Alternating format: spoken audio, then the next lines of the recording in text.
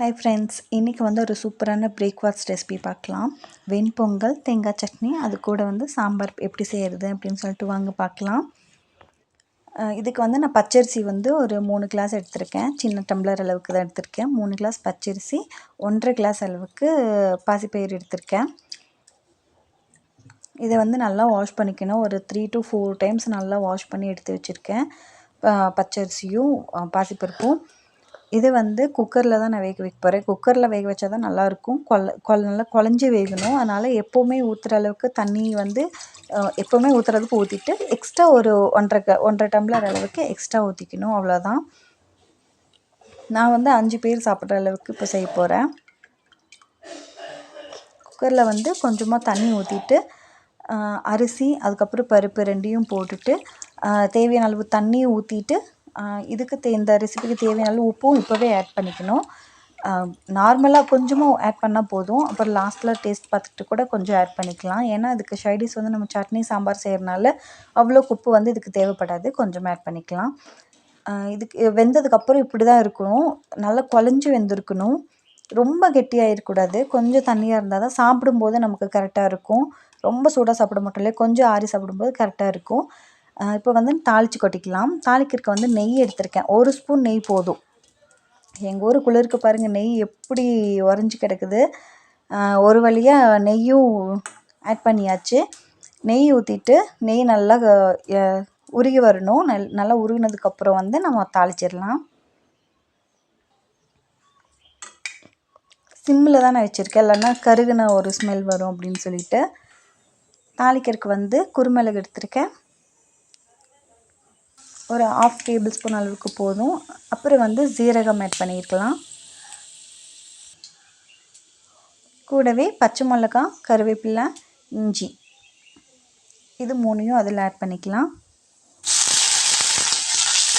இஞ்சி பிடிக்குங்கிறவங்க கொஞ்சம் அதிகமாகவே சேர்த்துக்கோங்க.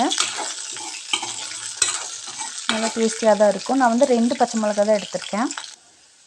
இதுவே போதும் காரத்துக்கு. தாளிப்பு ரெடியானதும் இந்த பொங்கலில் கொட்டிட்டு நல்லா மிக்ஸ் பண்ணிக்கலாம். இந்த பொங்கலுக்கும் நெய்யோட ஸ்மெல்லுக்கும் செம்ம டேஸ்டியாக இருக்கும்.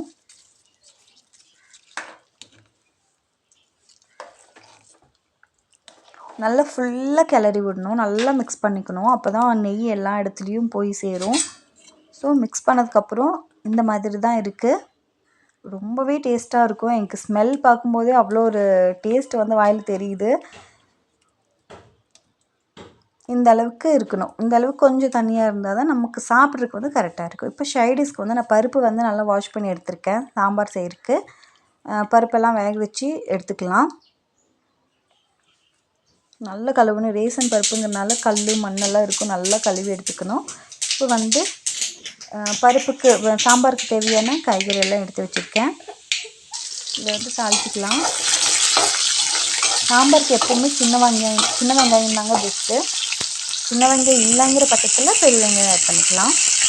ஸோ வெங்காயம் நல்லா வதங்கினதும் தக்காளி எல்லாம் போட்டு வதக்கிட்டு அது கூடவே காயும் ஆட் பண்ணிக்கலாம். நான் வந்து பீன்ஸ் கேரட் மட்டும்தான் ஆட் பண்ணியிருக்கேன். கொஞ்சமாக தான் சேர்க்குறேன். அப்படிங்கிறதுனால பீன்ஸ் கேரட் ஆட் பண்ணியிருக்கேன். உங்களுக்கு என்னென்ன காய் உங்களுக்கு போடணுன்னு தோணுதோ எல்லாமே போட்டுக்கலாம். டேஸ்ட்டாக இருக்கும். கூடவே உப்பு போட்டு மிளகாத்தூள் வந்து போட்டுக்கிறேன். வீட்டில் அரைச்ச மிளகாத்தூள் தான், இதை போட்டுக்கிறேன்.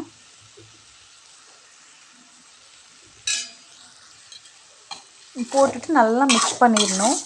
நல்லா மிக்ஸ் பண்ணிவிட்டு ஒரு 5 மினிட்ஸ் அளவுக்கு நல்லா வேக வைக்கணும்.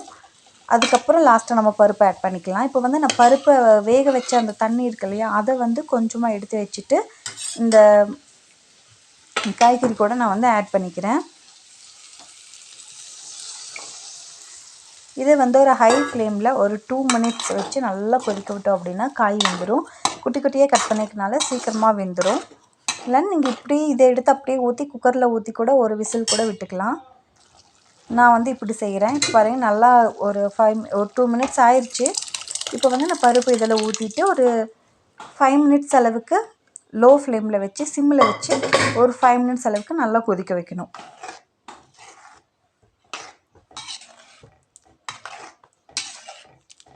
தண்ணி உங்களுக்கு சாம்பாருக்கு உங்களுக்கு கெட்டியாக வேணுமா, ரொம்ப தண்ணியாக வேணுமான்னு பார்த்துட்டு நீங்கள் தண்ணி ஆட் பண்ணிக்கோங்க. இப்போ வந்து நான் இதை க்ளோஸ் பண்ணி வச்சு ஒரு 5 மினிட்ஸ் சிம்மிலேயே வச்சு வேக வைக்க போகிறேன். அது வெந்துட்டுருக்க டைமில் நம்ம சட்னிக்கு ரெடி பண்ணிடலாம். தேங்காய், இஞ்சி, அப்புறம் ஒரே ஒரு வெங்காயம், சின்ன வெங்காயம், பொட்டுக்கடலை, பச்சை மிளகாய். இதை வந்து நல்லா அரைச்சிட்டு பாதி அரைப்படும் போது வந்து உப்பு வந்து போட்டு ஆட் பண்ணிக்கலாம். உப்பு ஆட் பண்ணிவிட்டு நல்லா அரைச்சி எடுத்துக்கலாம். எவ்வளோ நமக்கு தண்ணி கன்சிஸ்டன்சிக்கு வேணுமோ அந்த அளவுக்கு கரைச்சி எடுத்துக்கலாம்.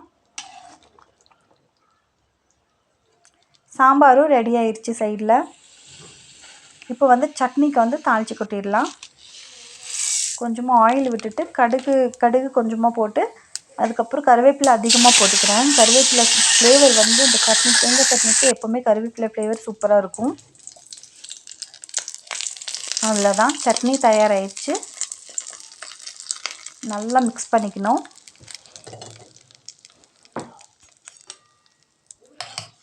சட்னிக்கும் சாம்பாருக்கும் வெண்பொங்கலுக்கும் செம்ம காம்பினேஷன், செம்ம டேஸ்டியாக இருக்கும். உங்களுக்கு சட்னி ரொம்ப கெட்டியாக வேணுமா தண்ணியாக வேணுமான்னு இதே சாம்பார் மாதிரி தான். நீங்கள் அந்த தண்ணி லெவல் அட்ஜஸ்ட் பண்ணிக்கோங்க. அவ்வளோதாங்க, வெண்பொங்கல் ரெடி ஆயிடுச்சு. ரொம்ப டேஸ்டியான வெண்பொங்கல் ரெடி. எல்லோரும் வடை வச்சு சாப்பிடுவாங்க, நம்ம முறுக்கு வச்சு சாப்பிட்டுக்கலாம். இந்த சேனல் உங்களுக்கு பிடிச்சிருந்தா சப்ஸ்கிரைப் பண்ணுங்கள். தேங்க்யூ.